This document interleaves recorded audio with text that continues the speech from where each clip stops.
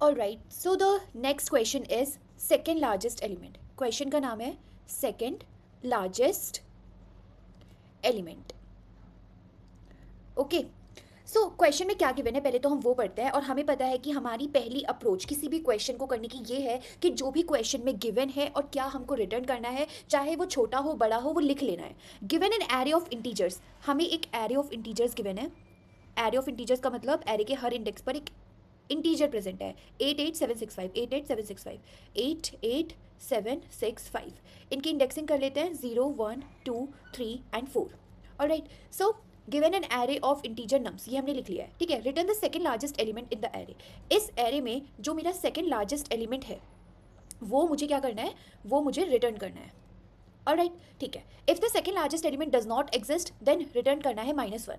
अगर ये मेरा सेकंड लार्जेस्ट एलिमेंट एग्जिस्ट नहीं करता है तो मुझे -1 रिटर्न करना है। तो इतना तो मुझे क्वेश्चन में गिवन है। अभी इस एरे का अगर मैं पूछूं सेकंड लार्जेस्ट एलिमेंट कौन सा है तो वो है 7, तो इट इज करेक्ट, मुझे 7 ही रिटर्न करना है। सो आई थिंक क्वेश्चन क्लियर होगा। अगर जैसे कि 10 10 10 किसी एरे में बस ये 3 एलिमेंट है तो इसमें सेकंड लार्जेस्ट एलिमेंट कोई एग्जिस्ट ही नहीं करता, तो इस केस में मुझे रिटर्न करना है -1। आई थिंक इतना क्लियर होगा।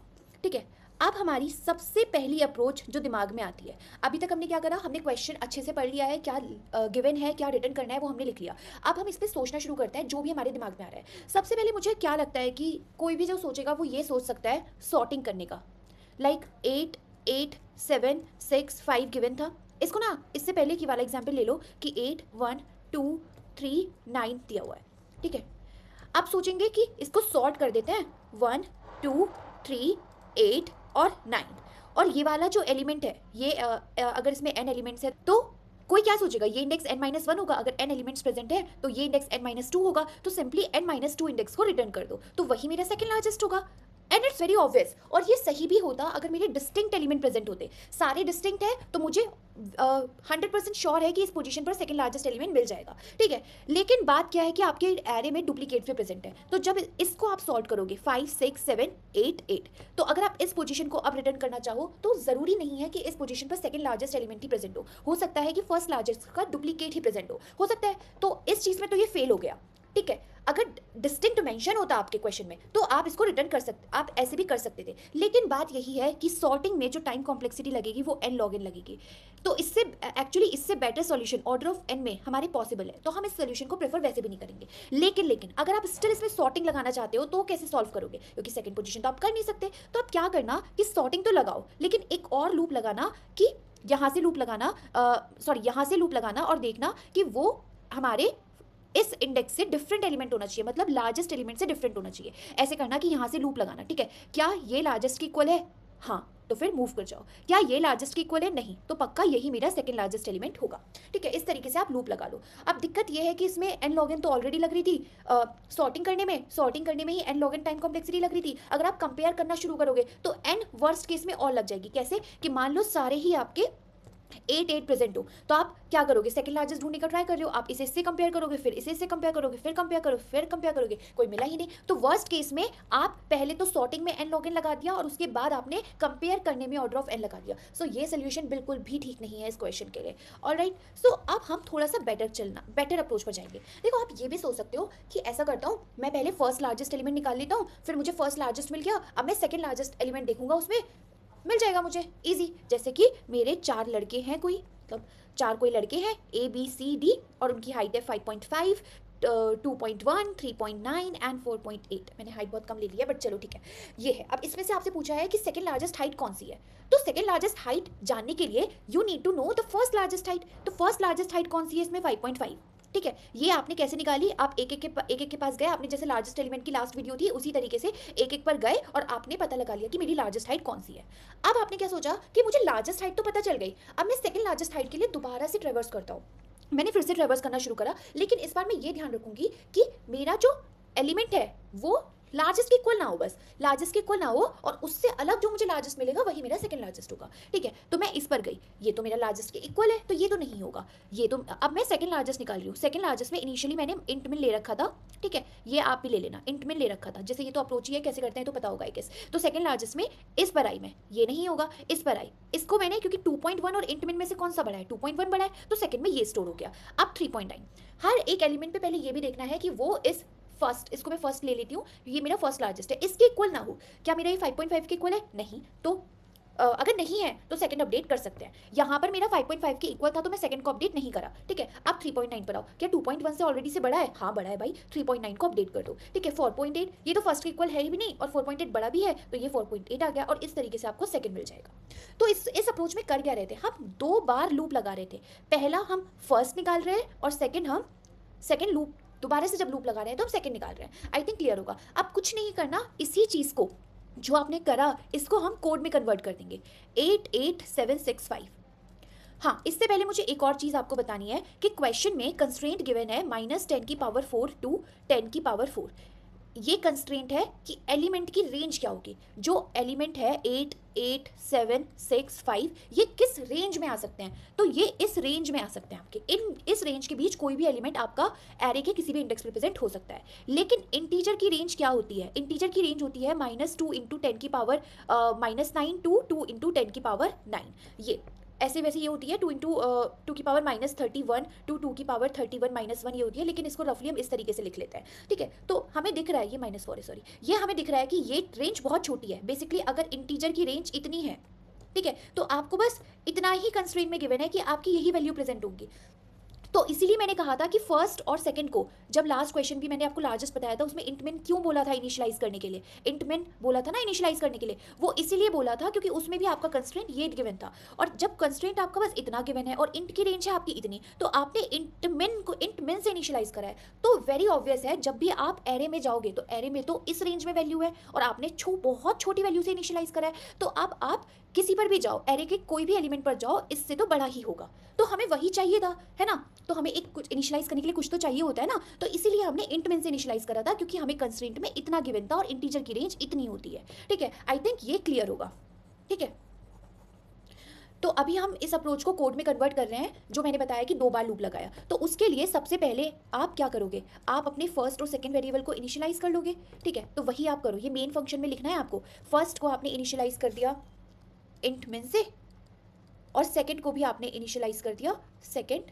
ये फर्स्ट डिनोट कर रहा है फर्स्ट लार्जेस्ट एलिमेंट को, सेकंड डिनोट कर रहा है सेकंड लार्जेस्ट एलिमेंट को। इसको भी आपने इनिशियलाइज कर दिया इंटमिन से, ठीक है। अब हमें क्या करना है? अब सिर्फ कुछ नहीं, जो मैंने लॉजिक बताया था कि 2 बार लूप लगाना है, वही आपको करना है। आप लूप लगाओ पहली बार, int i = 0, i is less than n और i ++, ठीक है। और ये n ले लेना, इंट n ले लेना, और इस ये इंट n क्या होता है हमारा? एरे डॉट साइज, ठीक है, इसके इक्वल, ठीक है। लूप लगा दिया। अब आपको पता है कि लार्जेस्ट एलिमेंट कैसे निकालते हैं, तो वही उसका कोड तो आई गेस क्लियर ही होगा। फर्स्ट में डालना है मैक्स ऑफ फर्स्ट कॉमा मेरा एरे ऑफ आई, ठीक है। एक एक करके मैं अपने इंडेक्स पर 0, 1, 2, 3, 4 एक एक करके मैं अपने एलिमेंट पर जाऊंगी और उसको ऑलरेडी एग्जिस्टिंग फर्स्ट से कंपेयर करूंगी। जैसे पहला कंपेरिजन होगा, इंटमिन को मैं -∞ बोल देती हूँ थोड़ी देर। -∞ और 8 में से कौन बड़ा है? 8 बड़ा है, तो फर्स्ट में मेरा 8 स्टोर हो जाएगा, फर्स्ट में मेरा 8 स्टोर हो जाएगा। अब फिर से लूप लगा, सेकंड एलिमेंट पर आए, फर्स्ट में मेरा क्या स्टोर था? 8। अब एरे ऑफ क्या आई क्या है? 8। इन दोनों में से कौन सा बड़ा है? 8 ही बड़ा है, तो फिर से मेरा फर्स्ट में 8 स्टोर हो जाएगा, ठीक है। फर्स्ट में डाल रहे हैं ना ये वैल्यू। अब फिर से 8 है मेरा, और यहाँ पर अगला एलिमेंट है 7। इन दोनों में से बड़ा कौन है? 8, तो 8 ही मेरा फर्स्ट में फिर से चला जाएगा। इस तरीके से कंपेरिजन होता चला जाएगा, ठीक है।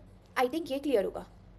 अब देखो, ये आपका फर्स्ट टाइम आपने ट्रेवर्स कर दिया, इससे आपको फर्स्ट लार्जेस्ट एलिमेंट मिल गया, ठीक है। फर्स्ट लार्जेस्ट एलिमेंट 8 मिल गया। अब आप फिर से लूप लगाओगे, for int i = 0, i is less than n और i ++, ठीक है। अब आप फिर से लूप लगाओगे। अब आपको क्या करना है? आपको सेकंड लार्जेस्ट फाइंड करना है। लेकिन मैंने लॉजिक में बोला था, बिफोर फाइंडिंग सेकंड लार्जेस्ट, हर एलिमेंट को पहले ये भी चेक करना है क्या वो फर्स्ट के इक्वल ना हो, बस तभी तो आप सेकंड लार्जेस्ट निकालोगे। जब वो फर्स्ट के इक्वल ना हो, तो इसी को कोड में कैसे लिखेंगे? इफ मेरा फर्स्ट इज नॉट इक्वल है एरे ऑफ आई के, मतलब जो एलिमेंट है, जो आप हर एक एलिमेंट में ट्रेवर्स कर रहे हो ना, तो वो एलिमेंट आपके फर्स्ट के इक्वल नहीं होना चाहिए। फर्स्ट क्या है? फर्स्ट लार्जेस्ट के इक्वल नहीं होना चाहिए। अगर इक्वल नहीं है, तब आप सेकंड को अपडेट कर सकते हो, सेकंड था शायद, सेकंड को अपडेट कर सकते हो as max of second comma array of i. इस लाइन का बस इतना मतलब है कि आपको फर्स्ट को स्किप कर देना है। जब आप सेकंड लार्जेस्ट निकाल रहे हो तो ऑब्वियस है ना, फर्स्ट को स्किप कर दोगे, तो वही हम कर रहे हैं, बस फर्स्ट को स्किप कर दिया है और ये आ गया हमारा ये। अब देखो, क्वेश्चन में ये भी कहा था कि अगर आपका सेकंड लार्जेस्ट प्रेजेंट नहीं है तो यू हैव टू रिटर्न -1। तो उसकी कंडीशन कैसे चेक करेंगे? देखो, अगर इस एरे में आपको सेकंड लार्जेस्ट मिल जाता है तो वेरी ऑब्वियस है कि सेकंड आपका अपडेट हो जाएगा। सेकंड आपका इनिशियलाइज था इंटमिन से, और अगर सेकंड अपडेट नहीं हुआ, मतलब सेकंड लार्जेस्ट आपको नहीं मिला, तो सेकंड की वैल्यू एज इट इज इंटमिन रहेगी। तो इसी बात को कोड में लिख दो कि इफ सेकंड आपका इंट मिन के इक्वल है, इफ सेकंड आपका इंट मिन के इक्वल है, इसका मतलब सिंपल इतना है कि आपको सेकंड लार्जेस्ट एलिमेंट नहीं मिला तो आपको रिटर्न करना है -1, एल्स आपको रिटर्न करना है सेकंड। देखो हमको सिर्फ सेकंड लार्जेस्ट रिटर्न करना था तो वो मैंने यहाँ पर रिटर्न कर दिया है। उससे पहले बस एक कंडीशन लिख दी है कि इफ सेकंड मेरा इंट मिन के इक्वल है, और इंट मिन वो तब होगा जब मेरा इस लूप में सेकंड अपडेट नहीं हुआ, तो उस केस में मुझे -1 रिटर्न करना था। ठीक है, तो इस तरीके से कोड हो गया है पूरा। और इसकी टाइम कॉम्प्लेक्सिटी की अगर मैं बात करूँ आपसे, तो सिंस ऑर्डर ऑफ एन यहाँ पर लग जाएगा, ऑर्डर ऑफ एन यहाँ पर लग जाएगा, तो अल्टीमेटली ऑर्डर ऑफ एन इसकी टाइम कॉम्प्लेक्सिटी हो जाएगी। स्पेस कॉम्प्लेक्सिटी की बात करूँ तो कोई एक्स्ट्रा स्पेस तो हम यूज़ नहीं कर रहे हैं, फर्स्ट और सेकंड वेरिएबल ही यूज़ कर रहे हैं, तो ये तो कॉन्स्टेंट स्पेस लेते हैं, तो ये हो गई इसकी टाइम एंड स्पेस कॉम्प्लेक्सिटी।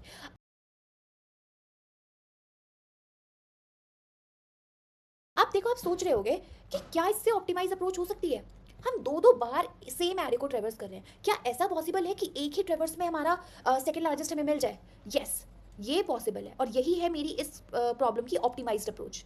ठीक है, दो मेरी इसकी भी टाइम कॉम्प्लेक्सिटी, एक बार ट्रेवर्स करोगे तो ऑर्डर ऑफ एन आएगी, और अभी भी इसकी भी ऑर्डर ऑफ एन आ रही थी, बट हम इसमें दो बार लूप लगा रहे थे, विच इज़ क्वाइट इनएफिशिएंट। ये ज़्यादा एफिशिएंट अप्रोच है। ठीक है, तो अब आप अगर आप इंटरव्यू में पूछेंगे तो दे विल एक्सपेक्ट यू कि आप ये अप्रोच बताएं। ठीक है, तो सेकेंड अप्रोच क्या है? देखो, इसमें आप दो वेरिएबल्स लोगे, फर्स्ट और सेकंड। वही सेकंड के लिए आप सेकंड लार्जेस्ट अगर निकालोगे, उसके लिए आपको फर्स्ट का तो पता होना चाहिए ना कौन है, तो इनको फिर इंट मिन से इनिशियलाइज कर दोगे एज इट इज। ठीक है, इनको इंट मिन से इनिशियलाइज कर दिया है मैंने।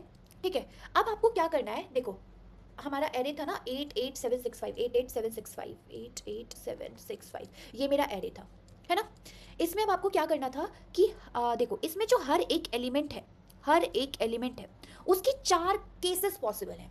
अगर आप ध्यान से ऑब्जर्व करोगे तो ये, इसको मैं एरे ऑफ आई बोल रही हूँ। ठीक है, ये ठीक है, एरे ऑफ आई है, ये एरे ऑफ आई तो है ना।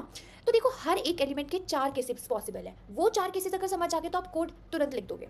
देखो ये जो एलिमेंट है एरे ऑफ आई, हो सकता है कि मेरा फर्स्ट से बड़ा हो सकता है कि नहीं हो सकता है? अगर ये एलिमेंट मेरा फर्स्ट से बड़ा है तो ये बस, अब आप ना ये सोचो कि जब इस अप्रोच में हम क्या करते हैं, इस एरे को ट्रेवर्स करेंगे और साथ ही साथ फर्स्ट और सेकंड पता लगा लेंगे।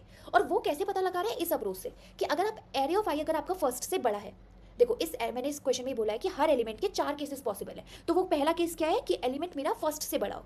अगर फर्स्ट से बड़ा हो तो आपको फर्स्ट को अपडेट तो करना पड़ेगा एरे ऑफ आई में। ठीक है, देखो अब देखो इससे पहले आपको क्या करना पड़ेगा, इससे पहले आपको सेकंड के अंदर फर्स्ट डालना पड़ेगा।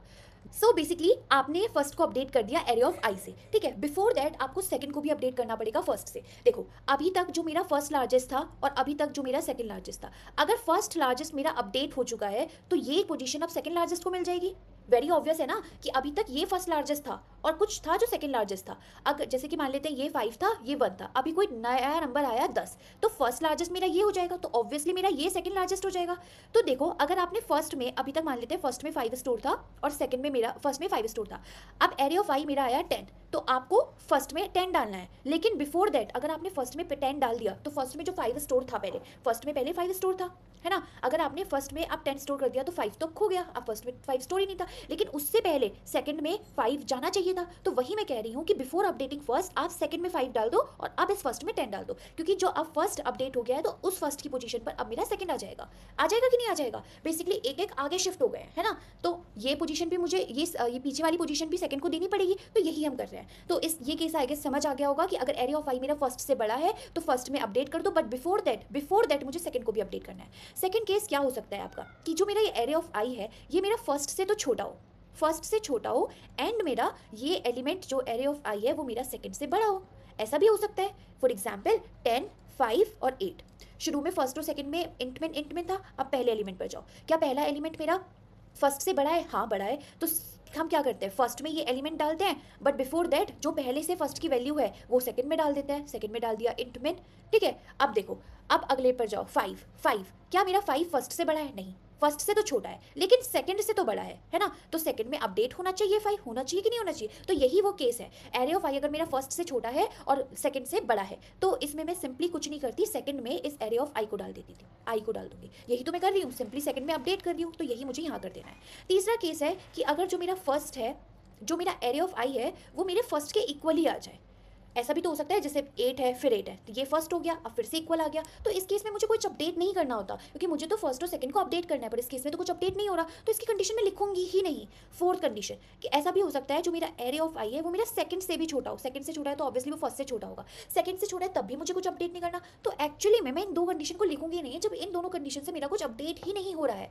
अगर आप ये कंडीशन मेंशन भी कर देते हो तो वहां पर लिख देना कंटिन्यू, लेकिन लिखने की जरूरत ही नहीं है, क्योंकि अगर आपकी जब भी हर एक एलिमेंट होगा वो पहले इस कंडीशन पे जाएगा फिर इस कंडीशन पे जाएगा। अगर आगे उसे कोई कंडीशन मिली नहीं तो लूप आपका आगे कंटिन्यू चलता रहेगा, वो देखेगा ही नहीं। जैसे वो इग्नोर कर रहा है, लिख दो या ना लिखो एक ही बात हो जाएगी। अब इसका कोड पे चलते हैं। सिंपली हम वो 4 कंडीशंस जो थी हमें वो लिखनी है, तो कैसे लिखेंगे? देखो सबसे पहले मैं क्या कर रही थी, अपनी फर्स्ट और सेकंड वेरिएबल ले रही थी, फर्स्ट और सेकंड वेरिएबल ले रही थी। ऑलराइट, आई थिंक इसका कोड मैं आपको डायरेक्टली दिखा देती हूँ, टाइम ही वेस्ट होगा लिखने में, क्योंकि मैंने आपको चारों कंडीशंस तो समझा दी हैं। ठीक है, तो इसका बेसिकली कोड मैं आपको दिखा देती हूँ।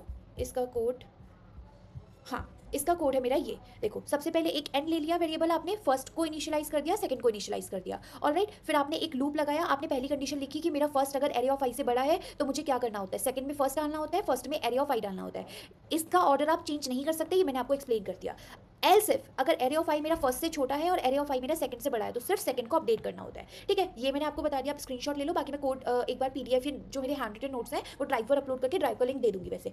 ठीक है, और सेकंड अब लास्ट में आपको सेकंड रिटर्न करना होता है, तो जैसा इससे पहली वाली अप्रोच में बताया था कि सेकंड अगर अपडेट नहीं हुआ है तो -1 रिटर्न कर दो, एज मेरा सेकंड को रिटर्न कर दो। इसकी टाइम कॉम्प्लेक्सिटी सिर्फ एक बार लूप लगा रहे हो तो ऑर्डर ऑफ एन हो जाएगी, स्पेस कॉम्प्लेक्सिटी ऑर्डर ऑफ 1 हो जाएगी।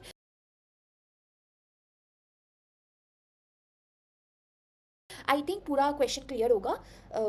Hit the like button and subscribe if you feel कि कुछ हेल्प मिली है तो।